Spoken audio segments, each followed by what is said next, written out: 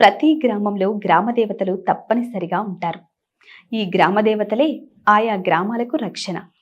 ఒక్కో గ్రామంలో ఒక్కో పేరుతో గ్రామ దేవతలను పిలుస్తూ ఉంటారు. ఇందులో ప్రధానమైన దేవత పొలిమేరమ్మ. ఈ అమ్మవారు ఊరి పొలిమేరలో ఉంటుంది. ఊరి నుంచి బయటకు వెళ్ళేవారు, బయట నుంచి గ్రామంలోకి వచ్చేవారిని ఈ అమ్మవారు గమనిస్తూ ఉంటుంది. ఎల్ల అంటే సరిహద్దు అని అర్థం ఉంది.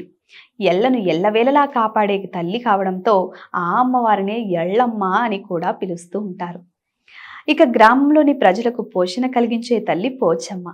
ఎల్లమ్మ వ్యాధులు రాకుండా కాపాడితే పోచమ్మ తల్లి పోషణ కల్పిస్తుంది.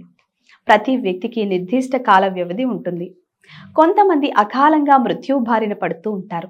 కట్ట అంటే అకాలం, అవధి అంటే పేర్లు ఉన్నాయి. ఈ కట్టను మేయగల అంటే రక్షించగల దేవతనే కట్టమేసేయమ్మగా పిలుస్తారు. ఈ అమ్మవారిని కాలక్రమంలో కట్టమైసమ్మగా పిలవడం ప్రారంభించారు. తెలుగు రాష్ట్రాల్లో సుమారు 119 మంది గ్రామ దేవతలు ఉన్నారు. ప్రతి 15 ఏళ్లకు ఒక గ్రామ దేవత ఉన్నట్లుగా గణాంకాలు చెప్తున్నాయి. మా ఊళ్ళన్నింటికీ అమ్మగా పిలిచే ఈ దేవత కాలక్రమంలో మా ఊళ్ళమ్మగా మారింది. తలచిన వెంటనే కోరిన కోర్కెలను నెరవేరుస్తుందని ఈ దేవతనే తలుపులమ్మ తల్లిగా పిలుస్తున్నారు.